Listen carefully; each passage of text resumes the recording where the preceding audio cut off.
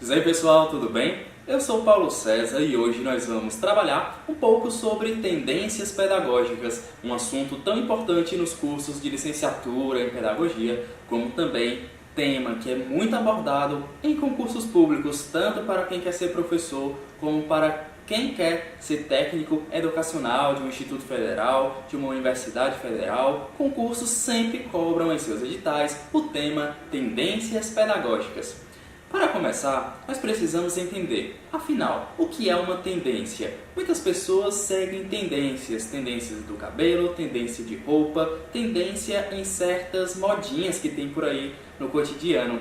Então, uma tendência pedagógica nós podemos entender como um conjunto de pessoas, um grupo que segue alguma determinada teoria, em torno da educação. Será que é uma educação que está a serviço do capital? Será que é uma educação a serviço da população, no sentido da população, do povo, da sociedade se formar, produzir elementos para a sua própria constituição como cidadão, ou apenas para ser mão de obra de um capitalismo que as explora, que as escraviza em torno de uma própria construção do lucro? Isso é o que nós vamos entender a partir das tendências pedagógicas.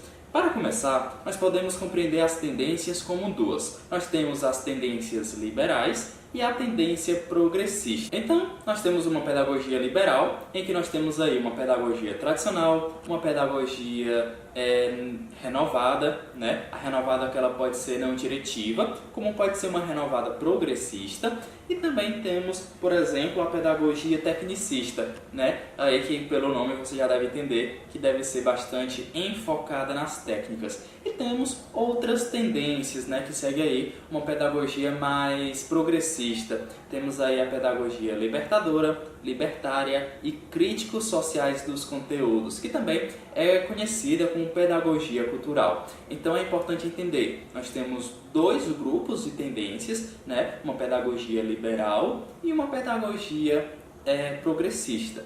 Na pedagogia liberal, nós vamos começar pela pedagogia liberal tradicional. Essa pode ser considerada a mais fácil, por quê?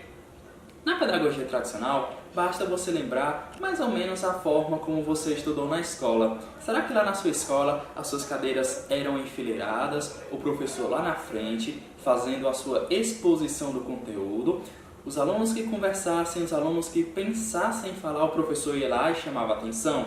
Essa é a pedagogia tradicional, em que o professor ele é o centro do processo. Ele é aquele que tem a sua autoridade, que tem o seu papel central de detentor do conhecimento, enquanto os alunos são aqueles que são receptores desse conhecimento, aqueles que recebem essa transmissão de conhecimento. Então o professor está ali na frente transmitindo o conhecimento. Os alunos estão lá para receber. Então qualquer tentativa de intervenção dos alunos, de questionamento, de conversa paralela, vai ser rapidamente, o professor vai intervir, vai chamar atenção, porque sempre deve imperar o silêncio, a disciplina, algo bem regulador dentro dessa sala de aula, em que as cadeiras vão estar muito bem enfileiradas. Outro foco muito importante aí na pedagogia tradicional, que nós podemos aqui pontuar, é que na pedagogia tradicional, o conteúdo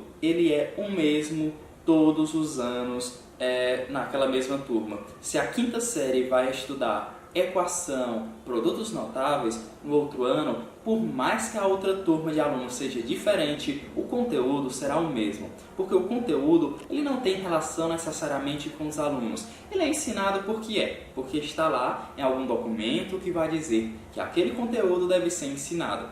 Então, independente do interesse dos alunos, independente da utilidade desse conteúdo, ele com certeza deverá ser ensinado pelo professor, que também não sabe por que ensina esse conteúdo, mas ele sabe que deve ensinar porque é o que está lá no livro didático, é isso que está lá no documento que faz a regulação desse ensino. Então, você provavelmente na quinta série, que é o sexto ano, você deve ter aprendido equação, deve ter aprendido aí a fórmula de Bhaskara no Fundamental 2, mas se eu te perguntar agora, para que serve essa fórmula de Bhaskara? Toda aquela fórmula que você memorizou do delta, Se você precisar agora, no seu cotidiano, você sabe reconhecer em qual momento utilizar? Você sabe como utilizar essa fórmula para o seu bem-estar, para auxiliar no seu papel de cidadão? Provavelmente você não deve lembrar. E a mesma coisa acontece com vários outros conteúdos, de várias outras disciplinas. Você apenas seguiu um passo a passo que foi imposto aí por alguém em determinada época e isso é ensinado até os dias de hoje, né? Agora teve aí um documento chamado Base Nacional Comum Curricular, que trouxe mudanças, né, como proposta aí para o que deve ser ensinado para os alunos, aí numa busca de romper com a pedagogia tradicional. Isso que eu digo não necessariamente é uma defesa à base nacional, mas ela veio com essa proposta de fazer alterações, de mudar e dar uma autonomia maior para que os alunos possam escolher, possam entender como trabalhar esse conteúdo em sala de aula. Então nós vamos depois falar sobre a pedagogia renovada, em que vai ter uma renovação da educação.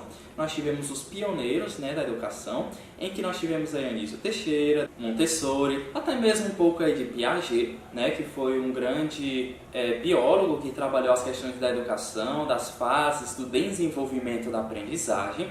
Então, essa escola renovada, ela vai trazer a educação formada mais no interior da pessoa do que no exterior. Então, a pessoa, o aluno, o sujeito, o estudante, ele vai ter sua voz mais ouvida, né? Nós vamos ter aí um professor que ele vai sair um pouco desse papel de autoridade central em sala de aula e os alunos vão ganhar um maior protagonismo.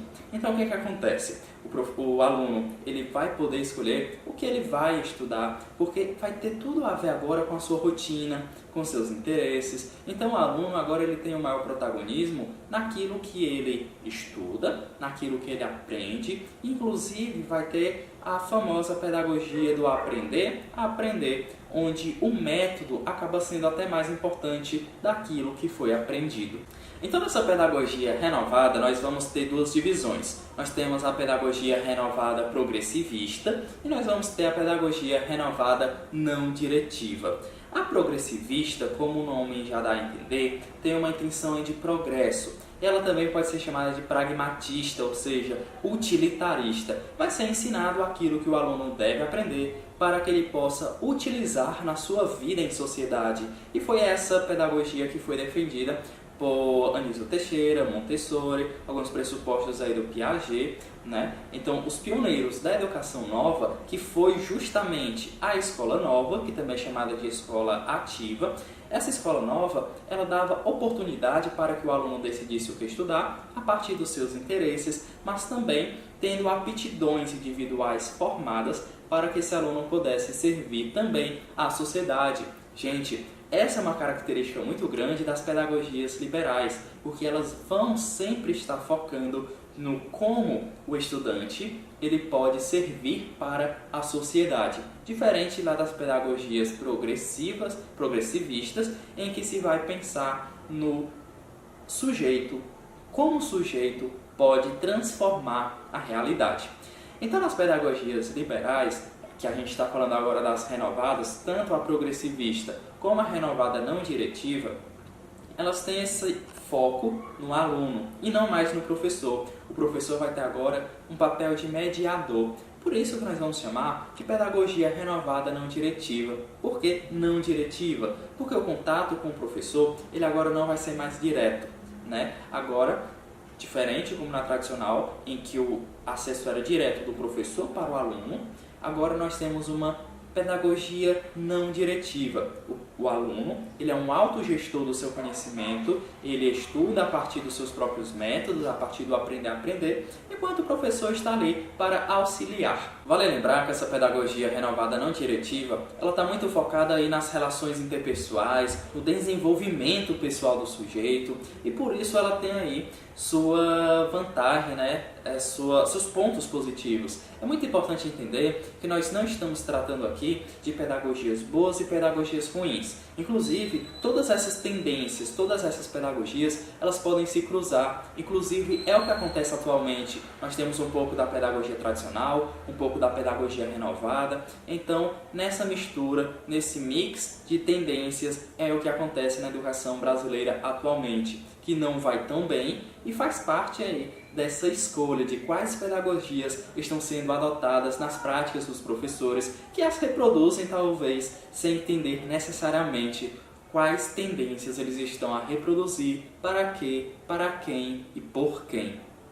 Outro ponto muito importante a se destacar é que quando nós falamos sobre essas tendências da educação, essas tendências pedagógicas, nós estamos falando de tendências brasileiras. É como aconteceu no Brasil, no tempo histórico brasileiro, em que essas tendências elas foram escritas, foram estudadas, foram sistematizadas pelo José Carlos Libânio, que é o nosso autor de referência ao tratar das tendências pedagógicas brasileiras, e a partir dele que nós trouxemos essas informações, essa construção e sistematização dessas tendências que estão divididas. Repito novamente para você fixar: pedagogias liberais e pedagogias progressivistas. Pedagogias liberais de uma tendência liberal que está mais a serviço da sociedade no sentido de mercado, enquanto as tendências progressivistas elas estão mais aí focado no desenvolvimento crítico do sujeito para que ele possa transformar a sociedade.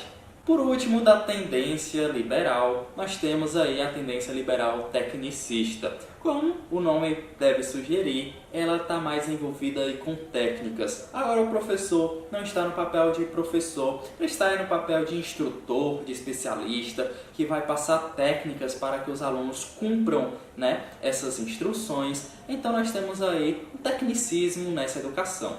Por que ela é tecnicista? Porque ela tem aí um objetivo, por meio das técnicas, de servir ao capital para gerar lucro.